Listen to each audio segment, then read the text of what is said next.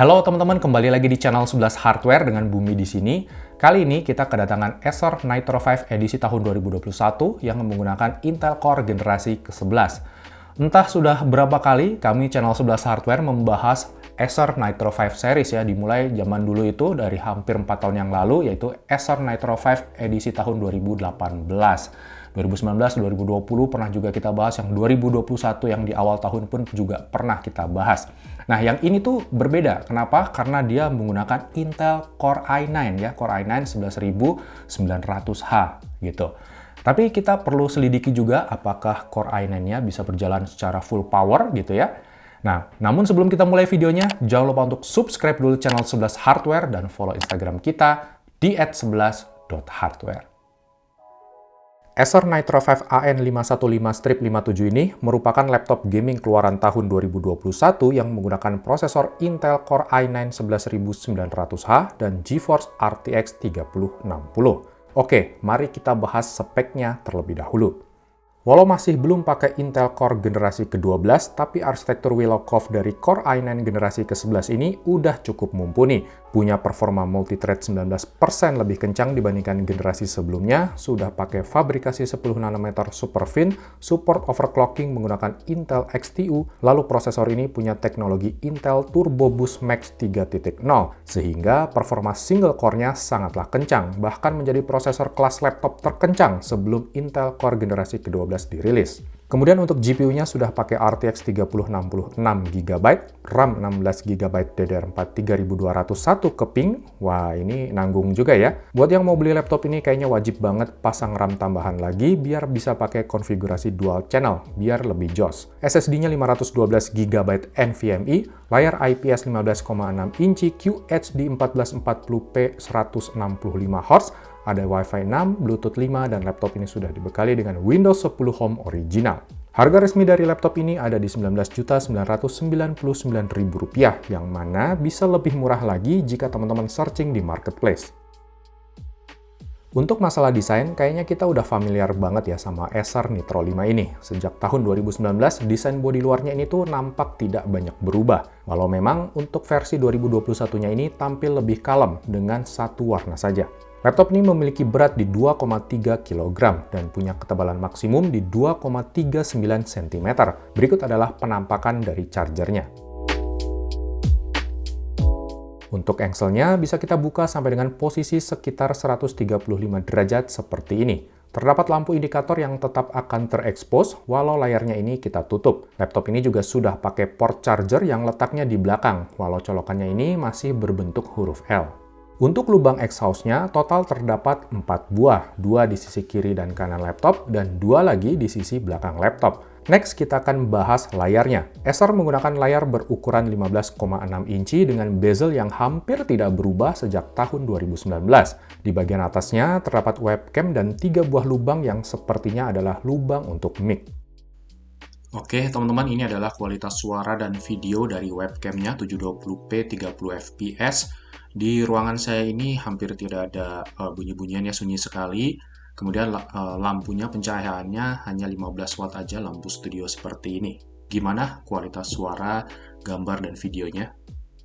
Satu hal yang kami salut adalah kualitas layarnya. Layarnya ini udah pakai panel IPS, resolusi QHD 2560x1440 pixel, dan sudah 165Hz refresh rate. Panelnya ini menggunakan panel dari Cime, dan ajaibnya, layarnya ini punya color gamut yang luas untuk ukuran Acer Nitro 5. Color space-nya mencapai 100% sRGB dan brightness-nya mencapai 300 nits atau sesuai dengan klaim tertulisnya. Wow, jarang banget ya, seri Nitro 5 dikasih layar yang sebagus ini. Layarnya ini udah kayak seri Helios 300. Kemudian untuk keyboard-nya menggunakan tipe full size. Terdapat tombol shortcut untuk Nitro Sense di atas numpad. Tombol WASD dan arrow-nya juga menggunakan aksen yang berbeda. Terdapat lampu RGB dengan 4 tingkat kecerahan warna dan 4 zona nyala RGB. Feel mengetiknya saya rasa hampir sama ya dengan keyboard Nitro 5 lain di generasi yang sebelum-sebelumnya. Untuk touchpad-nya ini posisinya condong ke arah kiri dan sejajar dengan tombol spasi. Tidak terdapat tombol dedicated untuk klik kiri dan kanannya. Untuk konektivitas, di sebelah kiri terdapat Kensington Lock, lubang exhaust, port RJ45, 2 buah USB 3.2 Gen 1, dan 1 buah audio combo jack. Di sebelah kanan terdapat USB-C 3.2 Gen 2, satu buah USB Type-A 3.2 Gen 2 juga, port HDMI dan lubang untuk exhaust. Di bagian bawah terdapat lubang-lubang kecil untuk intake udara dan terdapat dua buah speaker downfiring di sini. Berikut adalah bagian dalam dari laptop ini. Terdapat satu buah slot 2,5 inci untuk SSD SATA ataupun hard disk 2,5 inci, dua buah slot DIMM yang satunya sudah terisi dengan RAM bawaan, dua buah slot M.2 untuk SSD NVMe yang uniknya terdapat heatsink dan thermal pad yang ukuran kecil seperti yang ada pada versi Helios 300-nya. Dan ini adalah heat pipe untuk CPU dan GPU-nya.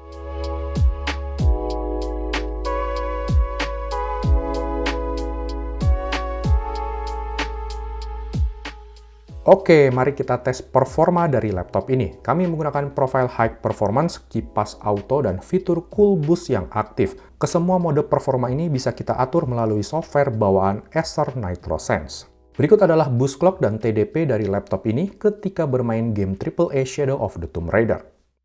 Pertama, kita tes kemampuan prosesornya. Berikut adalah skor Cinebench R20-nya. Skor multicore-nya dapat mencapai 4.990 poin dan single core-nya mencapai 610 poin. Skor single core-nya ini tuh benar-benar luar biasa, bisa tembus di atas 600 poin seperti versi desktop-nya. Namun, begitu kita tes konsistensinya sebanyak 10 kali run berturut-turut, skor multicore-nya ini turun cukup jauh ke kisaran 4.500-an poin dan stabil di angka segitu sampai running ke 10.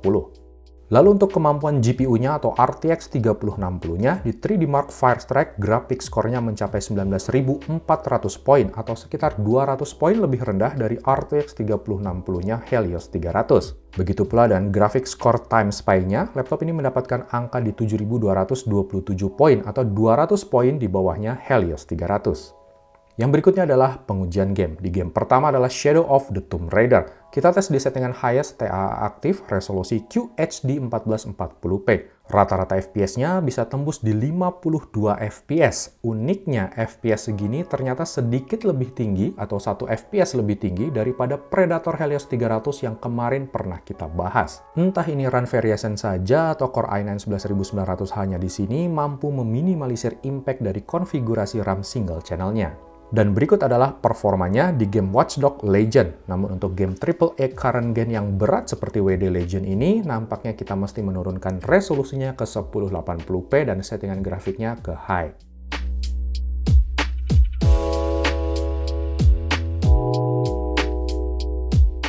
Kami juga tes suhunya ketika bermain game selama 1 jam non-stop di suhu ruangan ber-AC 27 derajat Celcius. Suhu maksimal Core i9 11900 hanya di sini berada di 95 derajat Celcius dengan suhu rata-rata di 81 derajat Celcius.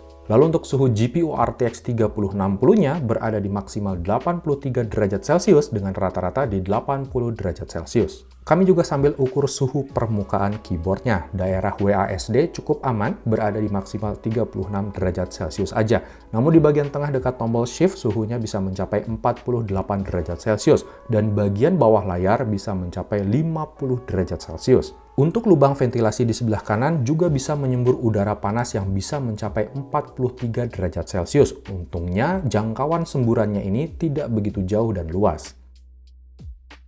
Overall, kami cukup puas dengan performa Acer Nitro 5 2021 yang menggunakan Intel Core i9 ini. Secara performa gaming, laptop ini tuh mampu head-to-head dengan Acer Predator Helios 300 yang secara kelas dan harga tentu lebih tinggi. Tak hanya itu, Acer Nitro 5 ini juga dibekali dengan layar yang berbeda dari Acer Nitro 5 lain pada umumnya. Di harga 19 jutaan ini, kita bisa dapat spek laptop yang cukup bersaing dengan laptop gaming lain di seri yang lebih high-end. Walau secara gengsi mungkin terkesan nanggung ya, karena nama Nitro 5 ini tuh tidak se-high-end atau se-elegan kakaknya yang Predator Helios 300. Tapi buat kalian yang tidak mentingin gengsi, saya rasa Nitro 5 AN515/57 ini bisa menjadi pilihan yang menarik. Oh ya, jangan lupa untuk segera upgrade RAM-nya menjadi 32 GB dual channel biar performa gamingnya bisa lebih mantap lagi. Oke, demikian video singkat dari kami. Semoga bermanfaat. Jangan lupa untuk subscribe channel 11 Hardware dan follow Instagram kita di @11.hardware. Sampai jumpa lagi di video kita yang